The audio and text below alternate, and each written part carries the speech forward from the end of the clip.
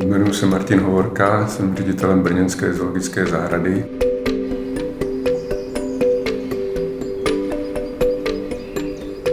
Brněnská zoologická zahrada má řadu projektů, které vlastně realizuje v rámci české fauny.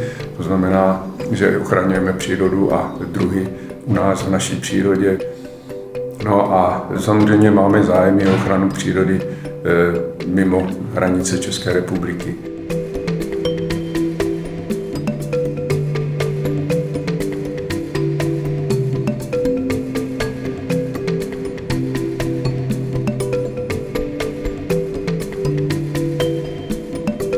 Ten podnět k tomu, že jsme se dostali k těmhle želvám, vznikl vlastně už v roce 2002, kdy jedna ekologická aktivistka zabavila nebo objevila loď, která převážela želvy z Indonésie do Hongkongu, to znamená do Číny, kde měly tyto želvy skončit na kulinářském trhu, to znamená měly skončit v restauracích.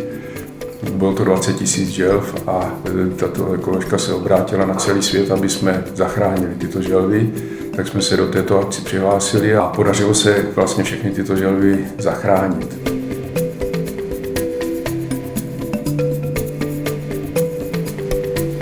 Takže jsme se rozhodli, že se pokusíme udělat takovou záchrannou stanici, tak jako máme my tady v Jinačovicích, udělat i v té Indonésii. A začali jsme hledat prostor.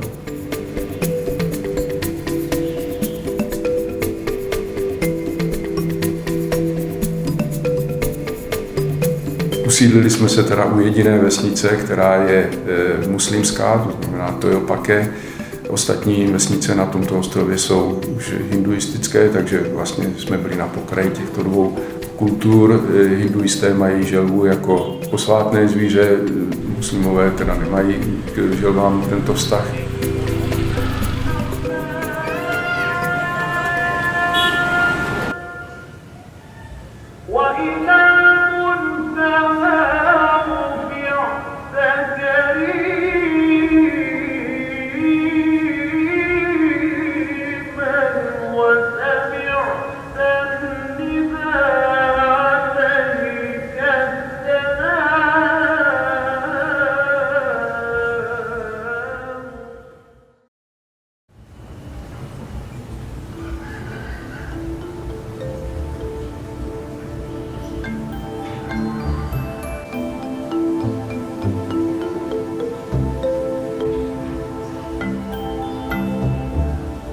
Hello, my name is Elisa and I'm a vet at this project.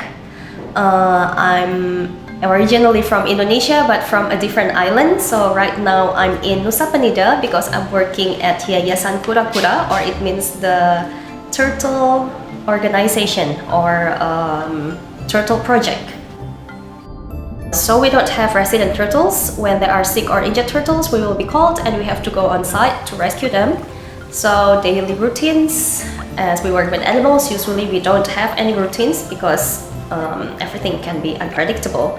But when we have new patients, we have to make sure that we perform all the needed clinical examination, from measuring body weight, X-ray, ultrasound, blood check, and also appearance, like checking by physical appearance. And daily routines for taking care of animals will include feeding and cleaning the tanks.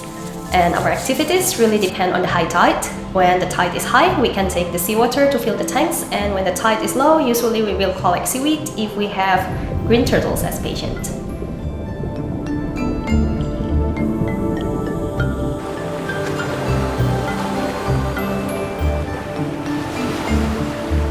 I think one of the most common problem that we find is plastic trash.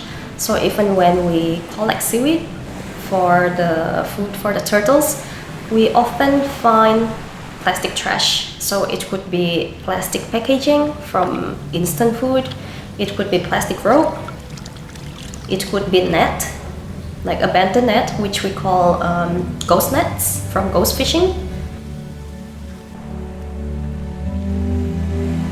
So it is really a big problem, and unfortunately, because Penida is a small island, there is no recycling system in this island yet, so all the trash will eventually end up either in a landfill or back in the ocean.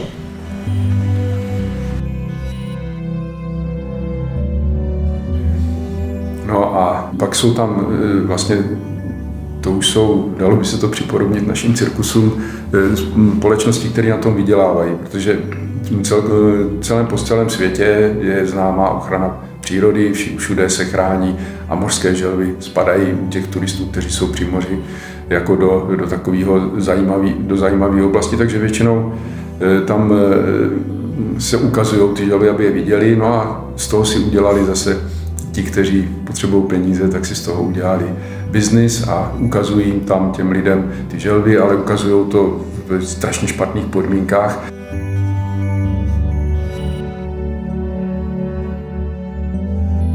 They live in shallow water, which is very dirty, and most of the time they are overpopulated.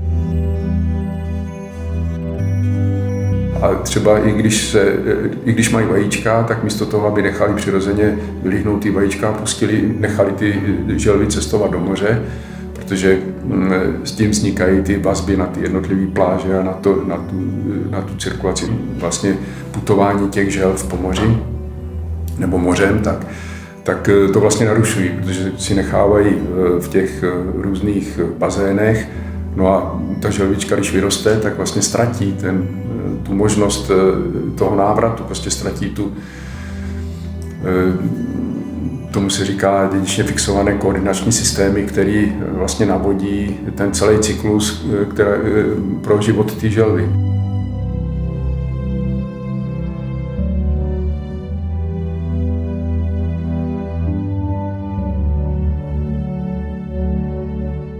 My se snažíme samozřejmě tenhle ten přístup zvrátit, ale nejde to udělat, takže tam přijdeme a začneme tam prostě, že zmlátíme majitele a želvy pustíme do moře. To prostě nejde takhle.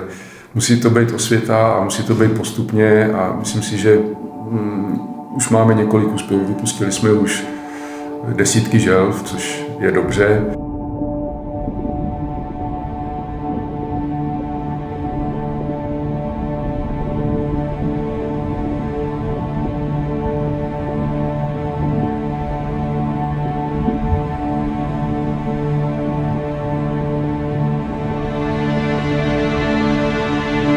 So if you like sea turtles and you want to help them, you don't have to do too complicated things actually.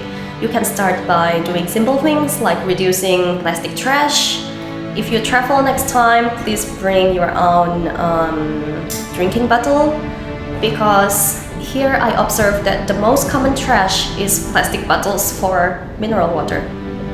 So if you start traveling, not even traveling, if you start carrying your bottled water everywhere, it will start to help reduce the pollution, and it will help the marine life as well, not only sea turtles. And also for seafood, because ghost nets are the fishing equipment that they leave in the sea. Nobody takes care of them anymore, but every year they kill a lot of wildlife, not only sea turtles, including also dolphins and sharks and whales. So if we can start reducing the demand for seafood, it will also help other marine animals.